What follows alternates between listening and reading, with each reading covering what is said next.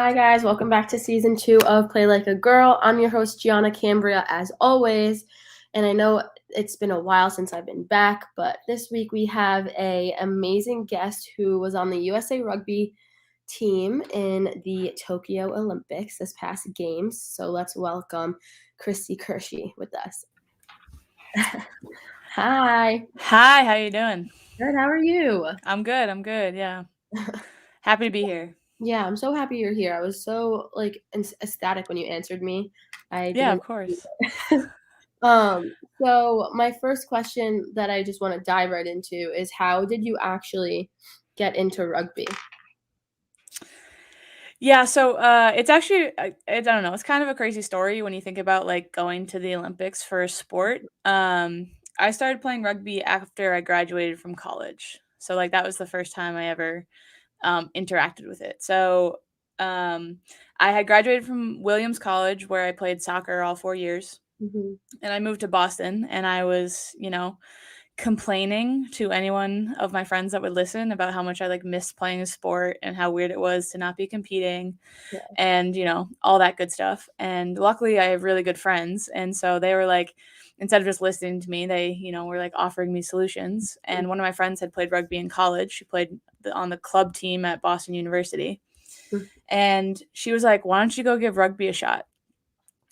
And I said no for 9 months because I was like, which is crazy when I think back on it, and when I, like, look at my life now, that I was, like, so resistant to the idea. I was like, "No, like, I'm a soccer player, like, my time with sports is kind of over, like, I don't know."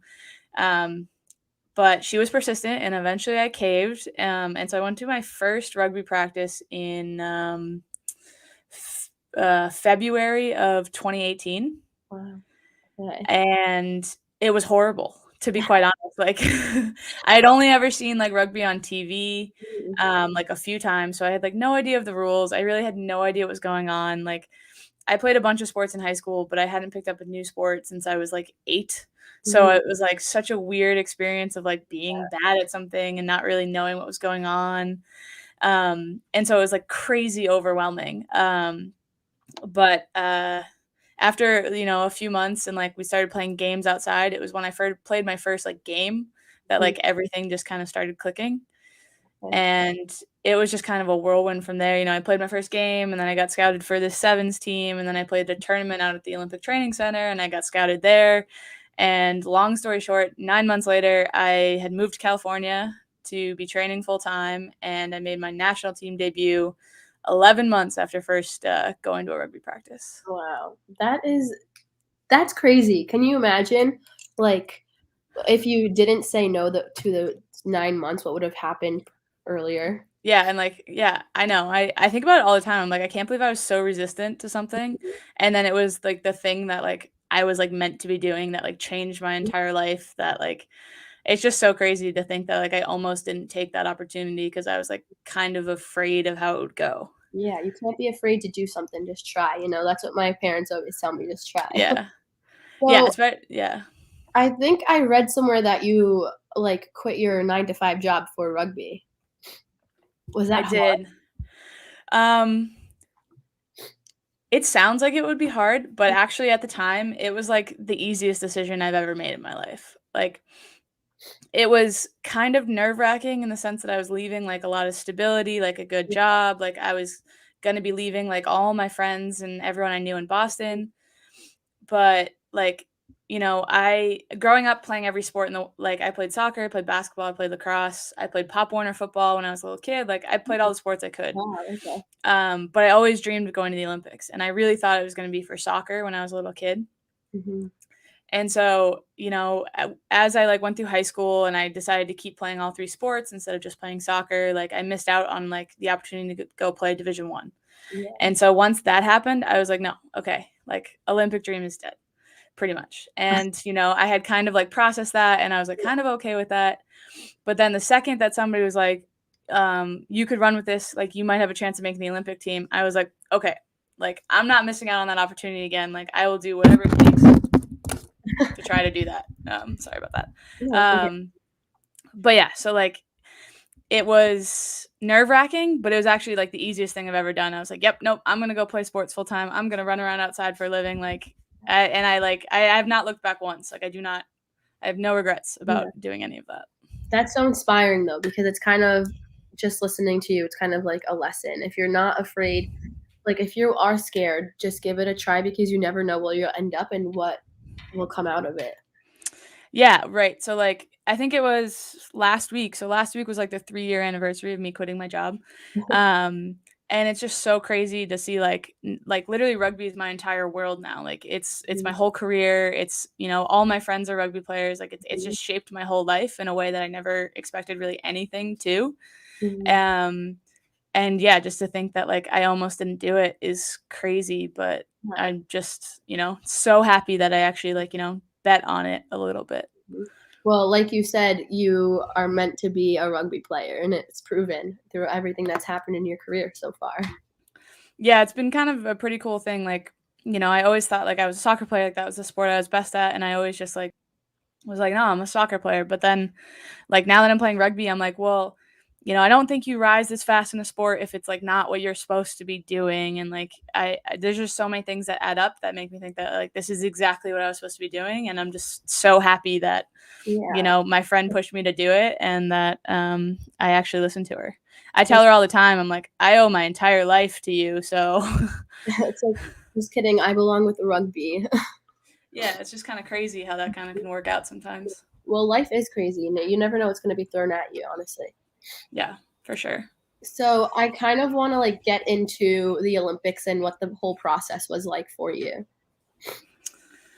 Yeah, I mean, obviously it was a little bit of a different Olympics. You know, the postponement was really tough for all of us. You know, when COVID, we were actually on tour in Sydney, Australia, in January or February of 2020 when we first started like hearing rumblings about COVID, and we were like, oh, like I wonder how big of a deal this will be. Like, what classifies something as a pandemic? Like, we are just having all those discussions, and then, you know, a few months later, um, we found out that the Olympics were going to be postponed, which was a huge bummer because it was like the first time that it wasn't a world war that the Olympics ever got changed. And I was like, you know, a lot of us were kind of feeling sorry for ourselves in the sense that it's like, wow, like, you know, another year can change so much. Like, you don't know what'll happen with like injuries and all that kind of stuff. Like, you know, people get older, Yeah. so many things can happen. So it was like, God damn it. Like, I'm this close and you're pushing it away again. So that was a pretty tough process for like us as a team. Like, you know, we got a few months off and like a lot of people, like I went home for like 3 months.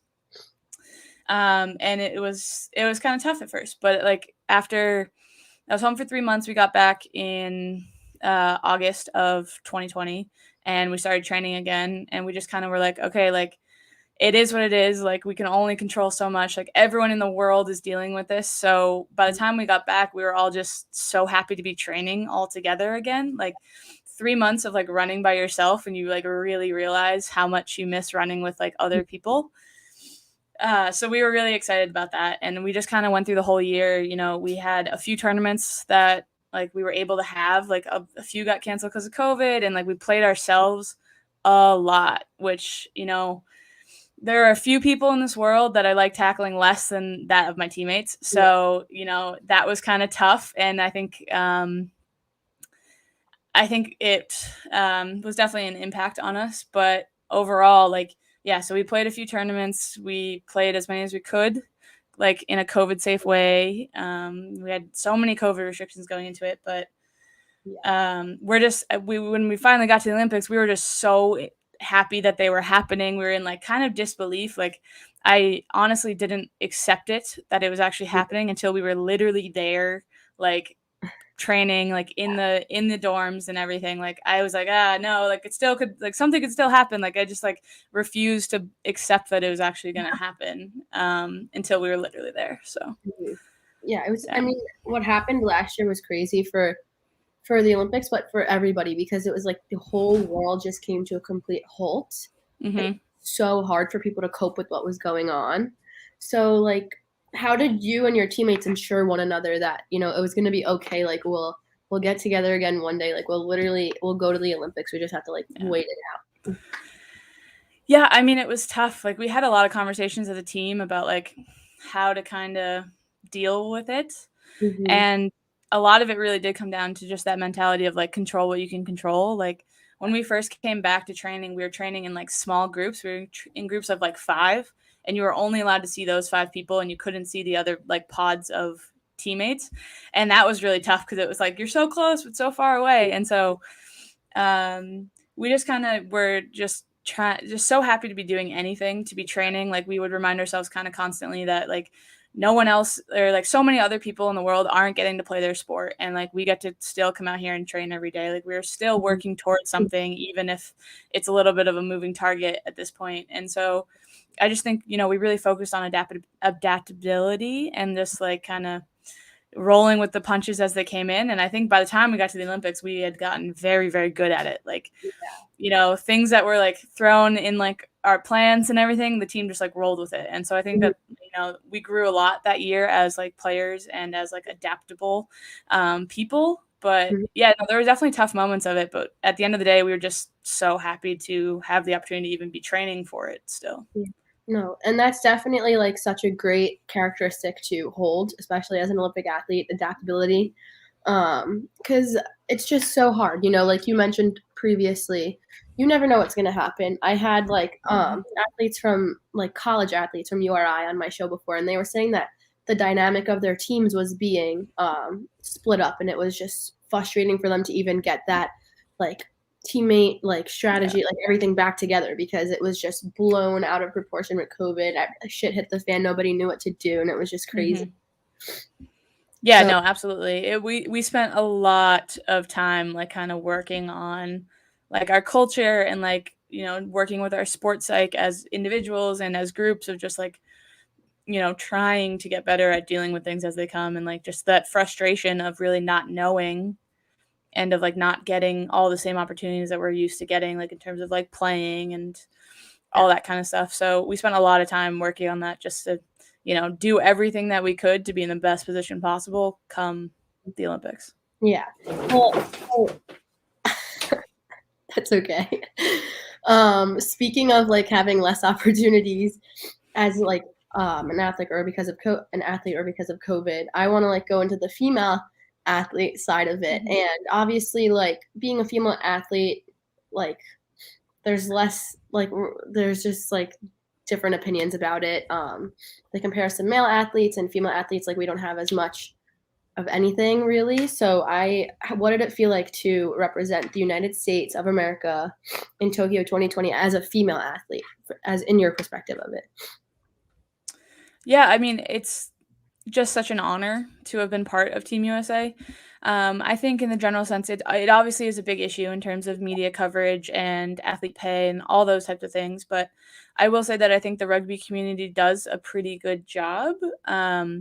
One of the greatest things about rugby is that it is the exact same game for men and women. Like, Mhm, same ball, same field, same number of players. It is the exact same game, mhm, and that's something that, like, I really like. But I think overall, it's just, I think this was, like, the most populated or had this Olympic Games had the most female athletes of any of all mhm, time, mhm, which is a really cool thing to be a part of. And, we're just all so proud to represent, female athletes, and especially in the rugby world, um, female athletes that don't all look, like stick skinny girls or like models, like we all have very different body types mhm, and we literally tackle each other for a living.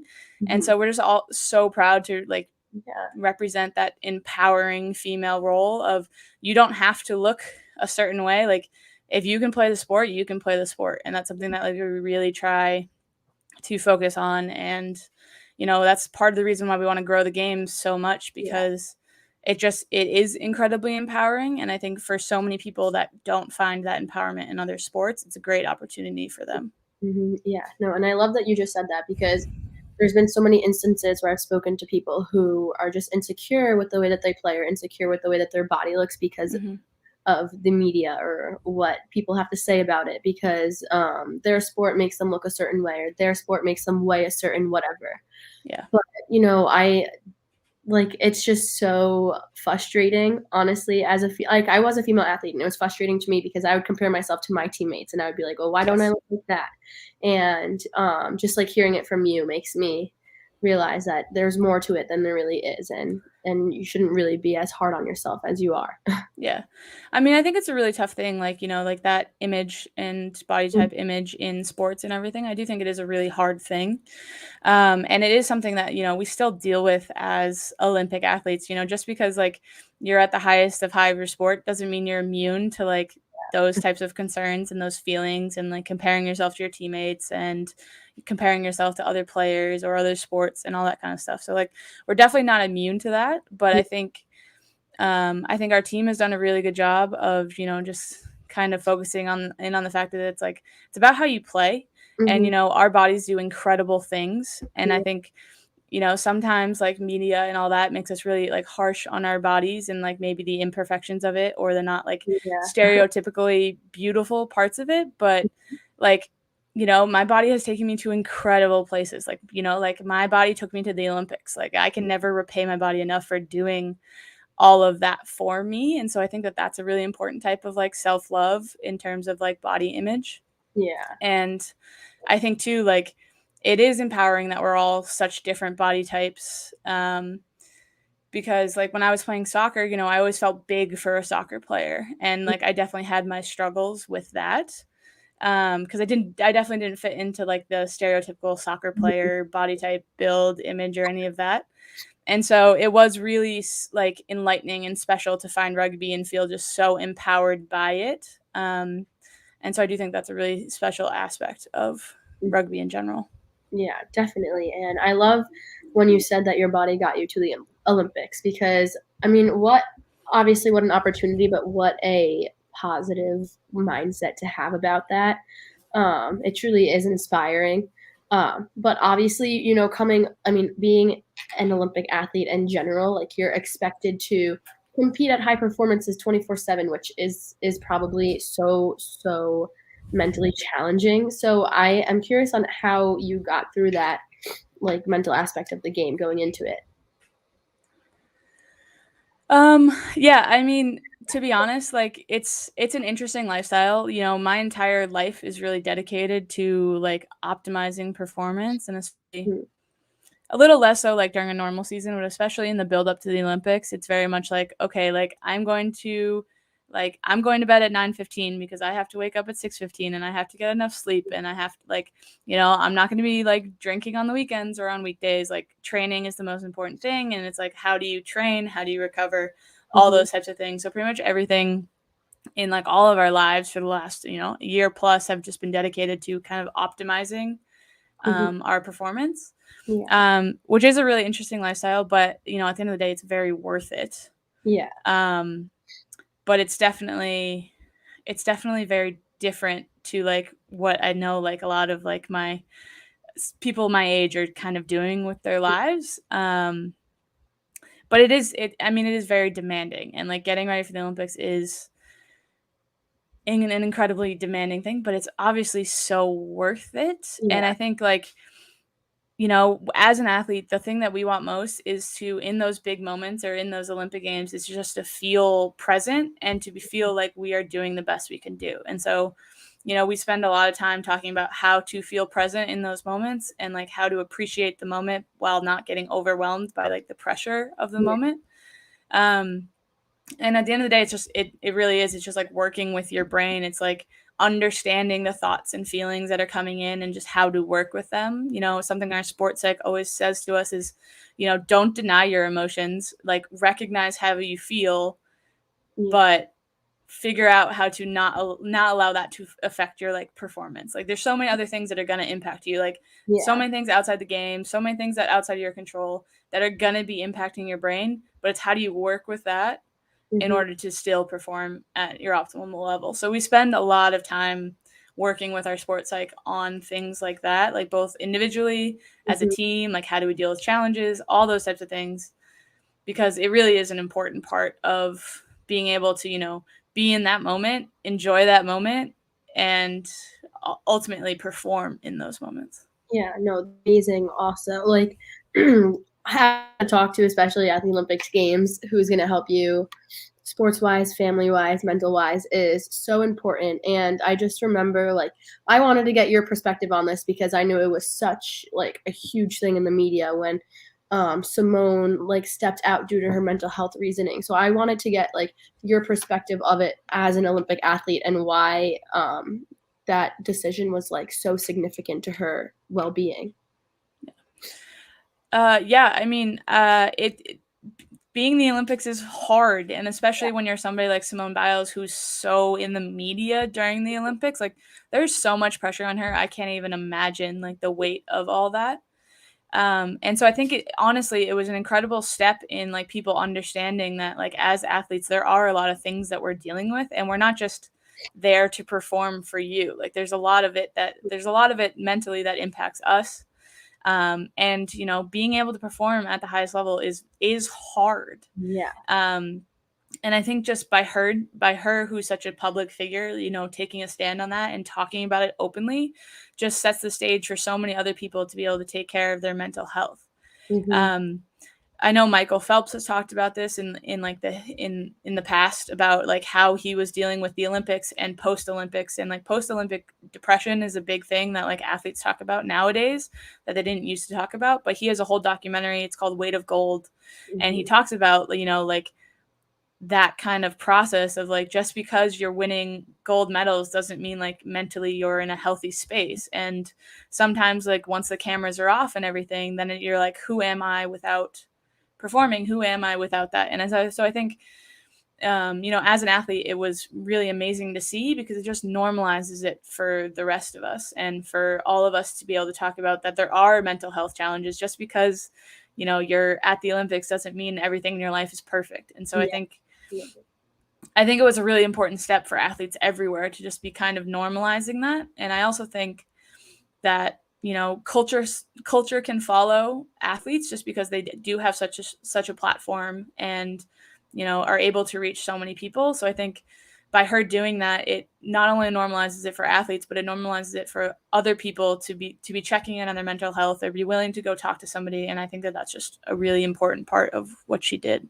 Yeah, definitely. And I couldn't agree with you more. Obviously, it did make a lot of the people in the audience that were watching her, the fans, realize that this was for an important thing. And a lot of people, there was so many harsh reactions, and people just don't understand, obviously, what it's like to be an Olympian and the pressures that comes with that. Because there was just, I remember so many people were tweeting, and they were like, I can't believe she did that, like, blah, blah, blah. Like, but try and put yourself in her shoes, it's hard, it's difficult.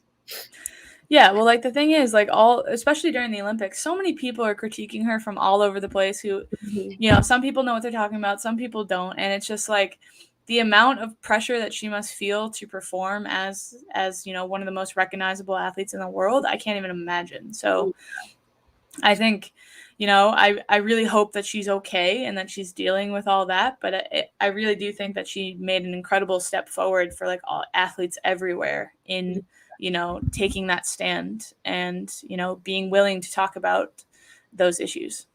Definitely. So to get away from this subject, because I know we've been talking about it for quite some time. But so I remember when the games were going on and I was scrolling through my TikTok, there was this guy who was in the village, and he was just he was sharing, like, literally documenting on his TikTok with us, like, what it's like to be, and not just what it's like, but all of the opportunities that you guys get and everything that's so fun about it behind the scenes. Like, I remember him literally walking in to get a haircut, and he was documenting the whole thing. And I just was laughing so hard because it's like, we don't see this side of the athletes. So I was just wondering, like, how social media had a positive impact on the way that you played the games.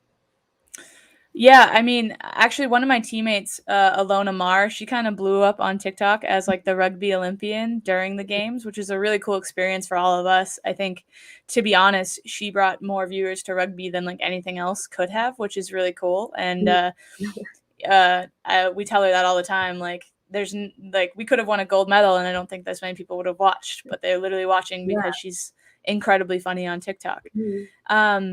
but no, I think that like overall, this is probably like the games that people saw what like the athlete life is the most. Like they got the most insight into like what the everyday life is of an Olympic athlete in the village. Like, what the beds are made out of, how sturdy they are, like what our dorms look like, what do the dining halls look like, and all that. So I think, initially we were told that like we weren't going to be allowed to film anything in the village or whatever, and obviously that went right out the window. Yeah. And it was the biggest insight I think anyone has ever seen into what being in the village is like, which I think was really cool. Like was a really cool opportunity, to get to share that with people. Like I didn't have to tell my parents what was going on because they could see it on the internet. Like they were like, oh, like I saw this, or they're like, I saw what the beds look like, I saw your dorm room. Like it was just like a nice way for I think people to kind of level with us as athletes a little bit more and just to feel more connected with us during the game. So I really do think it added like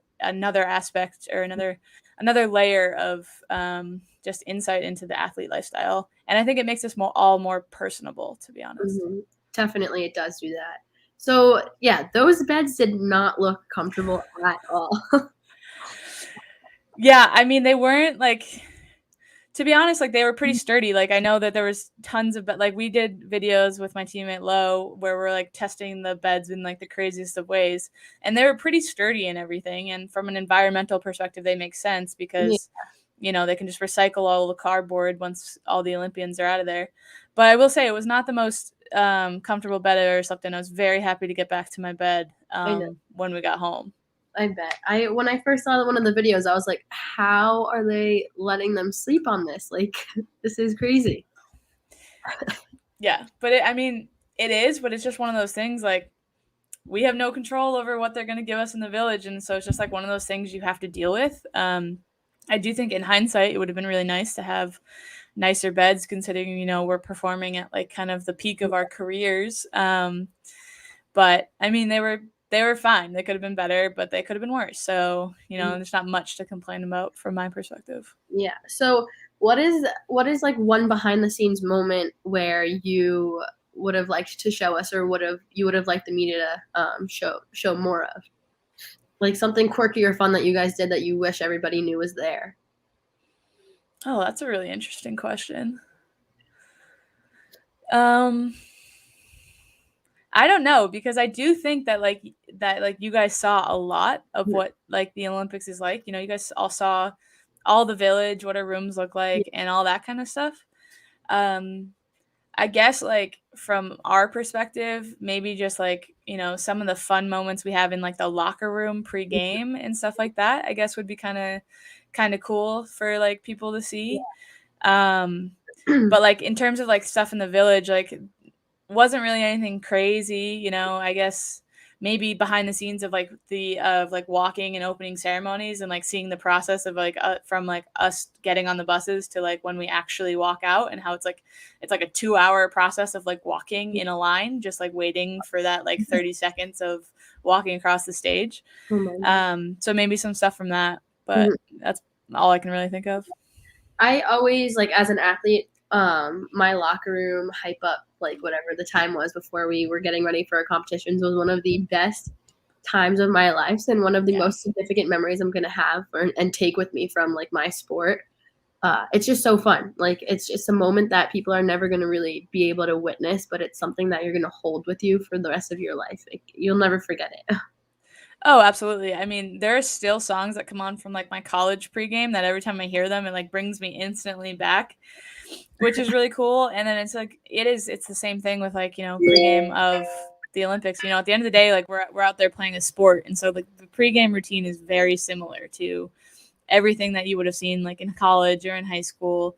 We have our like classic like pregame songs and like things that we all get hyped to. And you're right, like at the end of the day, leaving the Olympics, and it didn't go the way we had planned, but at the end of the day, like it's about who you spent that time with. And so like those are the memories that I'm going to hold like dearest. There's like those moments in the locker room together, like getting hyped for a game, like playing, stupid games in warm up as like rock paper scissors, and like getting so competitive about it. Just like those little moments, I think, with your team is what for any sport is what you're going to remember the most at the end of the day.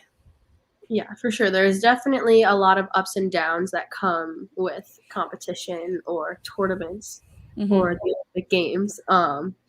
And you go up as a team, but you also go down as a team. That's what I don't know. Yeah. I really brought that with me. But even when, I mean, my team, we literally started rock bottom and we like made our way up. But when we were at rock bottom, we didn't think of it as rock bottom. We thought of it as, oh, like the best time of our lives. Like we were just having fun, putting a performance on for everybody and just making memories for ourselves. Yeah, I mean, I said like, in the aftermath of the Olympics, like when I look back on it, which I still, we're like 2 months post it, 3 months now, I guess, and I still don't think I fully processed the whole experience, but Mm. like my initial reaction was like during the Olympics, like I felt the highest I've ever felt and I felt the lowest I've ever felt.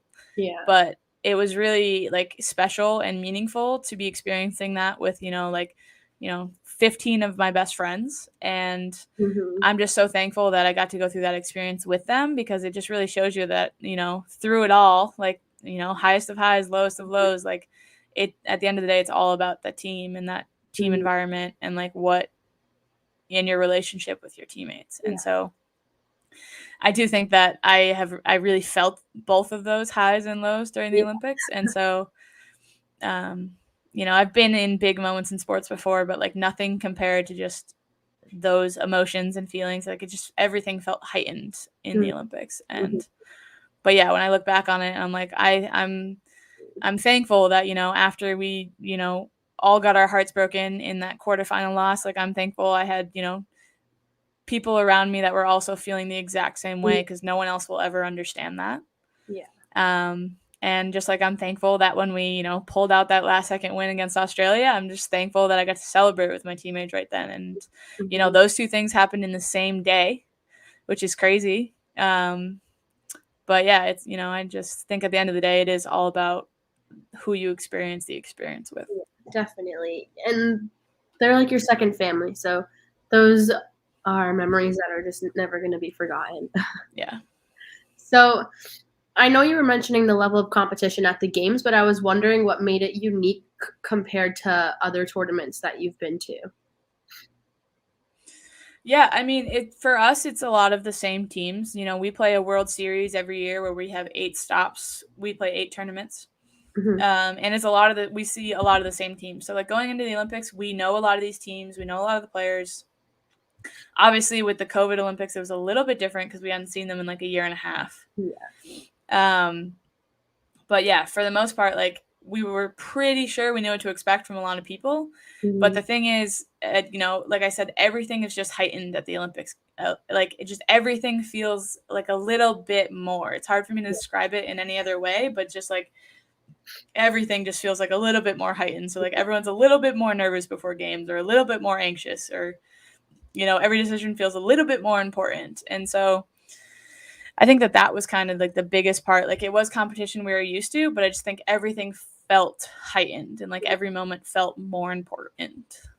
So I'm just curious, like, did you feel more connected in a sense to the other teams from different countries because you were all like at the games? Like, because I know in the past, like when I was at competitions, I was like, oh, like if it was just a regular competition, it was like we're going against you, like good luck, whatever. But like when we were at nationals or like Easterns, we were like, oh, we're all here together representing like where we are from. We're not just separate teams from the same state.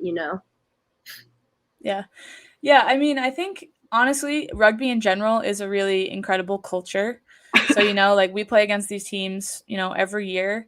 But the thing about rugby and the thing that is true about rugby from, the club level all the way through the like elite Olympic level is that everyone, you bash each other on the field, but then you're friendly off the field, which is like a pretty special thing about rugby. It's just is that culture of like there's so much respect and admiration for each other and like the fact that we all might be a little bit crazy for being willing to tackle each other on the field. Yeah.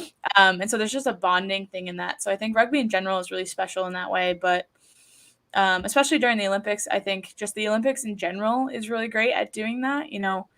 Just there, you could talk to pretty much anyone from any country and you'd have, the shared experience of getting to represent your country and knowing how special that is. And I think that just the Olympics in general brings everyone together in that way. But I think rugby does a really great job of that normally. So I think, it felt pretty similar. You say hi to each other, like when you're passing in the locker rooms and things like that. And I just think, I think it just, maybe even more so just with other athletes more so than like the rugby world, because I think I kind of always feel that at rugby tournaments. Yeah, no, that's so inspiring because I feel like so many people are divided when it comes to sport, and there's not really good sportsmanship anywhere. But a lot of, like we were talking about the media before, a lot of the commercials for the Olympics were very interconnected and very, just impactful to watch. Yeah, and I mean, I think the Olympics does that, every 2 years, the Winter and Summer Olympics. I think it does kind of bring the world together to watch something, which is really like inspiring and special. And I think that's why so many people do love the Olympics. And I think especially, post this global pandemic that we've all been dealing with, I think it was really a special opportunity for us to like kind of show the world that like, or just to kind of be on the stage for the world, to be like, the Olympics are happening. Like, we're all out here representing our countries. We are still, one global population. And I think it's like one of the few times that the whole world kind of gets behind something. Yeah. And that's something that, I mean, that's so also, I hate to keep using the word inspiring, but it's just like, there's just so many events that have to occur to bring the world together. Like, for instance, I wrote about this in one of my essays. When 9/11 happened, the world was so connected after it. Like, it all came together. I mean, I feel like it takes something huge to just bring the world together and to have us, I mean, not everyone's going to have the same beliefs, but to just Right. positively in one way. And I think that's, again, what the Olympics committee, or what they just try and do, which is great. Yeah. And I think we felt that a little bit too, like, especially in the wake of a global pandemic, like it was so much more special to be getting to do this in front of like our friends and family and like play in front of the world. And I do think it, as I said earlier, just kind of felt like heightened. It felt just like kind of more important that like despite everything and despite all the loss and all the hardships that people have gone through, like the Olympics is still happening and like we can still come together and be excited about like what sport represents for people around the world. Yeah, in some small way we can try and make it in some small way. Yes, exactly. Yeah, make it feel a little normal, even though we're all still in lockdown, kind of. Yeah, pretty much. Yeah. So I know that you said you have been dreaming to be an Olympic athlete basically your entire life. And there's so many young girls or little girls out there who, are in their lessons or are doing their sport, and their goal is to get to the Olympics. So what is a piece of advice that you would give to them? Okay, well, I think there's going to be two. So I think that the first one is just, I say dream big and work your ass off, because I think those are two really important things. Just, don't give up on your dreams, and, just always work hard so that when the opportunity arises, you're ready for it. But also just, I think if anything, my story tells you like the path to achieving your dreams is not necessarily going to be straightforward. Like there's going to be like hard lefts, hard rights. Like you have no idea where things are going to go and how things are going to work out. But as long as you like keep believing and work hard in that time, you never know what's going to happen. Yeah, definitely. I agree with that 100%, because there's so many cases of friends of mine, or even myself, honestly, like when I came to a hardship in my career, like when I tore my PCL, I never thought I was going to skate again. Or when I like fractured my hip, I was like, this is a sign, like I'm done. Like I can't do it anymore. It happened for a reason. And there was a little spark that just kept me going. And then there was like my private coaches, who called me literally at like midnight and convinced me to keep going through with it. They were like, you cannot stop now. Like just keep pursuing it and keep trying. There's always going to be that one spark that keeps you towards your dreams and your desires of getting to where you want to get, which is the Olympics. Yeah. I think the other thing is like, you're never going to regret going all in on something. You know, like you're never going to regret trying your hardest. You're never like you'll regret if if you give up. You're going to regret if you like think that there are things that you could have done differently or better, but you're never going to regret giving your all to something because it's just that process is something to be proud of. And so I think that's something that I think about a lot, you know, especially in the wake of the Olympics. Like, I look back on how it went, and obviously there's a lot of disappointment in that for us, especially, you know, we had spent, 3 years talking about targeting gold, and we really thought we were in medal contention. And, just the way rugby goes, some things didn't go our way. But, like, when I look back on it, like in the last year, I was like, there's not anything that I think that I could have done differently that would have changed the outcome. Like, I have no real like regrets in that process, and I think that's the most freeing thing. So like, I just always think you're never going to regret kind of giving your all to something or going all in for something, but you'll regret if you give up, and you'll regret if you don't. Yeah, definitely. Try your hardest. Yeah. So I I know I keep mentioning my sport. So I do I did synchronized skating for like 18 years, or I mean probably like 16, whatever. So now this point, my friends are like still doing it. Some of them skate for Team USA, which is amazing for them. And the Olympic Committee is like still, after numerous hundreds of years, like trying to see if it should be an Olympic sport. So they're like doing this whole trial 12 team thing. And like, I don't know, it's just so overwhelming for like my friends who are in it, because they're just so frustrated with the fact that it's not an Olympic sport yet, and they want it to be so bad. So like, I know I already asked you what advice, but what is your reaction or your output for the Olympics, like for certain sports not being in it yet?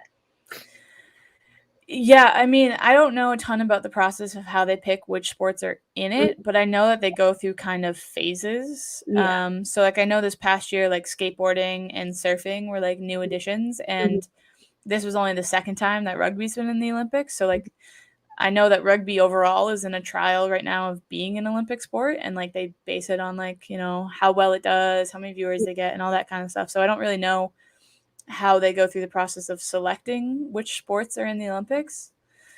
So I guess I don't really know what to say, but like, keep persisting, trying to get it in the Olympics, I think is really all I can say. Like, I just don't really know much about how that process works and like what it would take for it to become an Olympic sport.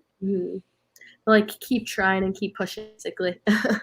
Yeah, pretty much. Like, I think at the end of the day, like, as I said, there's only so many things you can control. So like, if you're doing everything you can, I think that's pretty much all you can do. The Olympic Committee is kind of an enigma that I don't really know how they make their decisions or anything. So I just have, we're getting to the end of it, so I have one last question. I usually ask this to everybody, but I'm really interested to see what you have to say. Like, obviously, you know that this is called Play Like a Girl. So I was wondering what it means to you to play like a girl. Oh, I really should have expected this question, and I didn't. I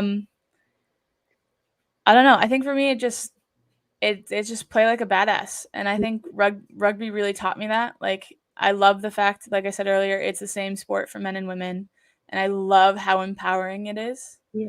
There's nothing that makes you feel more powerful than tackling another person. I will not lie, or like evading a tackle.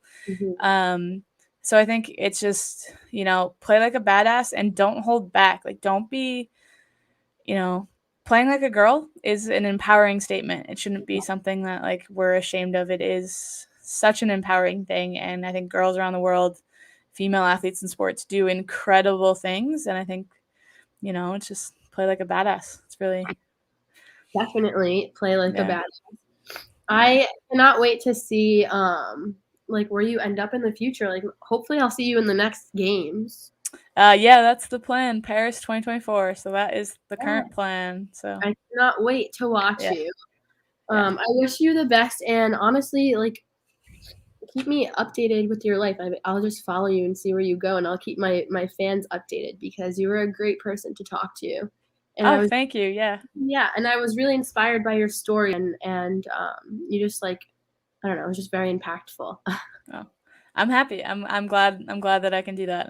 Was really happy to be part of this. I was definitely down to do it. Just scheduling took us a minute, but Yes. uh, no, yeah, absolutely. We should definitely stay in touch. I really enjoyed this.